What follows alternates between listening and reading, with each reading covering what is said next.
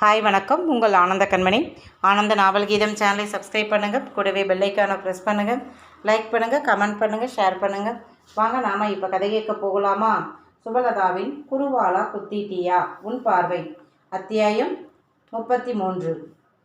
Doctor Reddy வெறுத்து போனார். இவன்கிட்ட போய் தொண்டத்தனி வத்த எடுத்து சொன்னேன் பாரு என்று தன்னைத்தானே மனதிற்குள் திட்டிக் கொண்டார். அந்த மருத்துவமனை ஒரு முன்னாள் அமைச்சருடையது. மருத்துவத்தை பணம் கொளிக்கும் தொழிலாக அவர் நடத்துகிறார். நீங்கள் ஓரளவு நல்ல லாபம் வரும்படி நடத்துகிறீங்க. இதனால் கூட்டம் உங்கள் மருத்துவமனைக்குத்தான் வர்றாங்க. மேலும் 2 ஹாஸ்பிட்டலும் பக்கம் பக்கமாக வேற இருக்குது. கூட்டம் உங்களுக்குத்தான் வருது. இதில் நீங்கள் உங்கள் மருத்துவமனையை விரிவாக்க வேற ஆரம்பிச்சிட்டீங்க. இப்படி எல்லா வசதிகளும் கொண்ட புது மருத்துவமனை வேற வந்துவிட்டால் இப்போது வரும் 1-2 நோயாளிகள் கூட அங்கே போக மாட்டாங்க. ரொம்ப நாளாகவே உங்களை மடக்க அவனுங்க பிளான் பண்ணி இருக்காங்க. நீங்கள் லோன் கேட்க போகிற பேங்கில் மிரட்டி லோன் கொடுக்க விடாமல் செய்தார் அந்த அரசியல்வாதி. பிறகுதான் அவருக்கு வேண்டிய மேனேஜர் மூலமாக உங்களை கூப்பிட்டு லோன் கொடுத்தானுங்க. அப்போவே நீங்கள் சுதாரித்து இருக்கணும். என்னடா இது, சென்னை சிட்டியில் இருக்கிற அத்தனை பேங்க்காரனும் நமக்கு கொடுக்க மாட்டேன்னுட்டான், இவன் நம்மளை கூப்பிட்டு லோன் கொடுக்குறானே என்று நீங்கள் யோசித்திருக்கணும் என்றான் தெய்வா. அப்போதுதான் அப்பாவின் கதவை திறந்து கொண்டு வந்தான் டாக்டர் ஹர்ஷித். நானும் அப்பா கிட்ட அதைத்தான் சொன்னேன். அப்பா இந்த இடத்தில் என் பேச்சை கேட்கலை, சறுக்கி விட்டார். இப்போ முதலுக்கே மோசமாக போயிடுச்சு. அவனுங்க இந்த ஹாஸ்பிட்டலை மிரட்டி எழுதி வாங்கத்தான் உங்களை அனுப்பி இருக்கானுங்க என்றான் ஹர்ஷித். ஆமாம், இது உண்மைதான். அவனுங்களுக்கு தேவை நீங்கள் கடன் வாங்கி 50 கோடி பணம் இல்லை, இந்த பொன்முட்டையிடும் ஹாஸ்பிட்டல் என்று சொன்னான் தெய்வா. என்ன தம்பி? என் அம்மா அப்பா டாக்டர், அவங்க கட்டின ஹாஸ்பிட்டல் இது. இதை நான் தான் பெரிய அளவு கொண்டு வந்தேன். நாங்கள் சம்பாதித்த மொத்த பணத்தை, லாபத்தை எல்லாம் தனியாக வேறு எந்த சொத்துக்களும் வாங்கலை. இந்த ஹாஸ்பிட்டலில் தான் முடக்கி முதலீடு பண்ணி இருக்கோம். இப்போ இந்த இக்கட்டில் எங்களை சிக்க வைத்து பல கோடி மதிப்பு உள்ள எங்கள் ஒரே சொத்தை பிடுங்க பார்க்குறாங்க. இதில் உங்களை மாதிரி அடியாட்களின் பலம் அவர்கள் பக்கம் இருக்குது என்றார். உங்களை மாதிரி ஆட்களால் தான் அவனுங்க மாதிரி அரசியல்வாதிகள் உயிர்காக்கும் மருத்துவத்தை வியாபாரம் பண்ணுறாங்க. நாங்களும் தான் லாபம் இல்லாமல் நடத்தலை, ஆனால் நியாயமான லாபம் வைத்து நடத்துகிறோம் என்றான் ஹர்ஷித். ஓகே டாக்டர், இப்போ இந்த பிரச்சனைக்கு என்ன வழி கண்டுபிடித்து இருக்கீங்க, அதை சொல்லுங்க என்றான் தெய்வா. என்னால் இப்போ பணம் புரட்ட முடியலை. வெளியே பணம் கேட்டாலும் யாரையும் கொடுக்க விடாமல் தடுத்து விடுறாரு அந்த அரசியல்வாதி. அதனால் எங்ககிட்ட இருக்கிற 1-2 சொத்துக்களை கூட விற்க முடியாமல் தடுமாறி போய் விட்டோம் என்றார் டாக்டர். சற்று நேரம் அமைதியாக இருந்த தெய்வா, சரி, உங்கள் பேங்க் கடனை 50 கோடியை நான் அடைத்து விடுகிறேன். நான் கொடுக்கும் பணத்திற்கு நீங்கள் நியாயமாக இந்த மருத்துவமனையில் எத்தனை சதவீத பங்கு கொடுப்பீங்க? அதை யோசித்து செய்யுங்க. உங்களை நான் வற்புறுத்தலை. நானும் பிளாக் மணியை ஒயிட்டாக மாற்றத்தான் இப்படி சில வேலைகள் செய்கிறேன். எனக்கு மருத்துவம் பற்றி எதுவுமே தெரியாது. உங்களை நம்பி பணம் போடுறேன். நீங்கள் என்னை ஏமாற்ற நினைத்தாலும் உங்ககிட்ட இருந்து வசூலிக்க எனக்கு தெரியும். உங்களுக்கு அந்த அரசியல்வாதியால் எந்த தொல்லையும் இனி வராது. அதற்கான ஏற்பாட்டைத்தான் நான் முதலில் செய்வேன். நீங்கள் தொடர்ந்து நியாயமான லாபத்தில் இந்த ஹாஸ்பிட்டலை நடத்துங்க. நானும் என் ஆடிட்டர் மூலமாக இதை பற்றி பேசுகிறேன். இஷ்டப்பட்டால் என்னை சேர்த்து கொள்ளுங்கள். நான் உங்ககிட்ட பொய் சொல்லலை. எதற்காக இதில் பங்கு கேட்கிறேன் என்று உங்ககிட்ட சொல்லிவிட்டேன். இனி நீங்கள் தான் முடிவு எடுக்கணும் என்றவன் கிளம்பி சென்று விட்டான். அதன் பிறகு 1 வாரம் கழித்து டாக்டர் ரெட்டி சம்மதம் கோரினார்.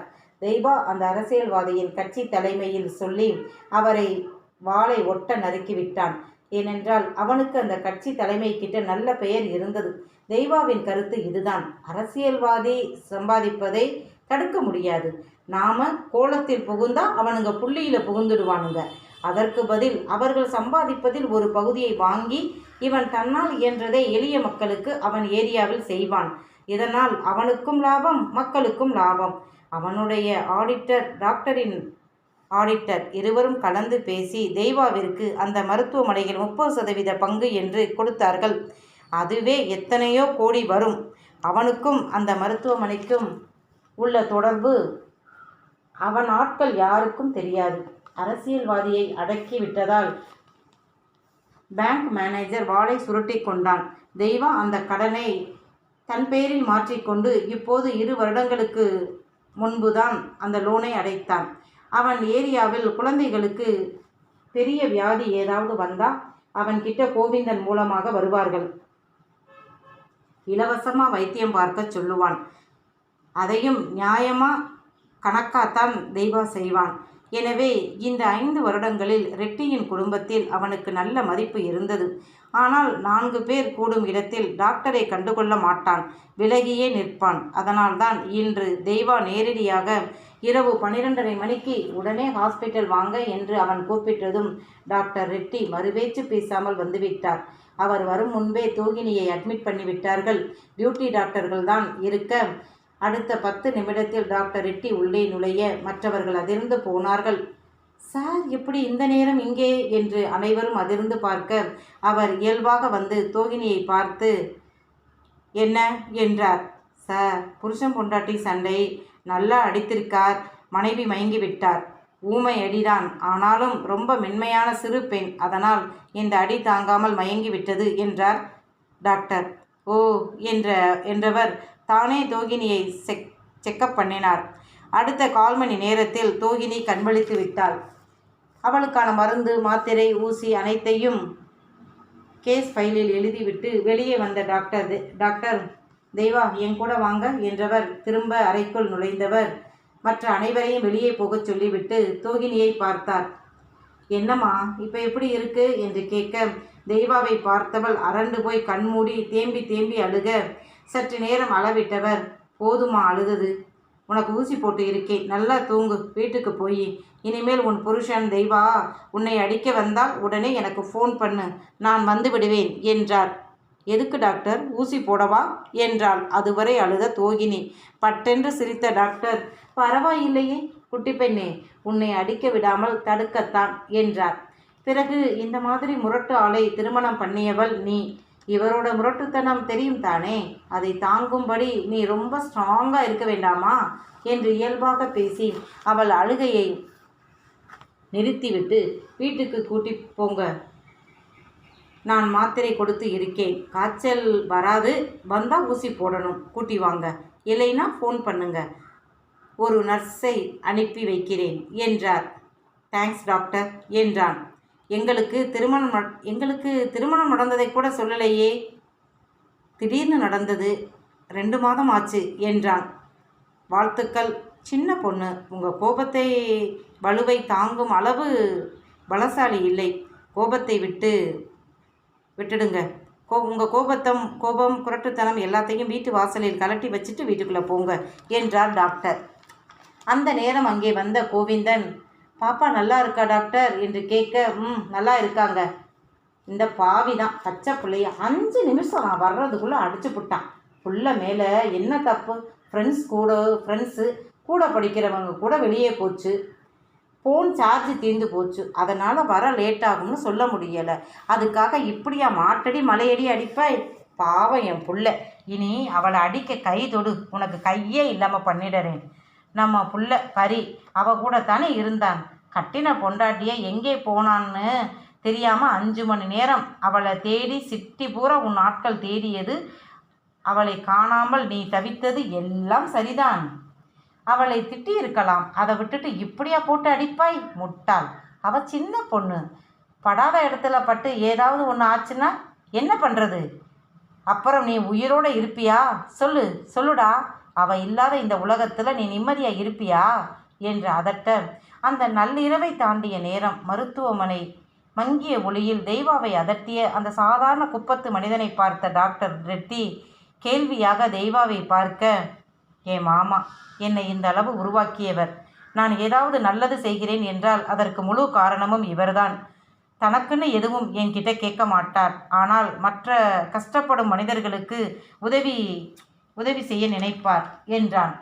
அவரை மரியாதையாக பார்த்த டாக்டர், உங்களை மாதிரி சில மனிதர்கள் இருப்பதால் தான் உலகில் நல்ல விஷயங்களும் நடக்கின்றன என்றார்.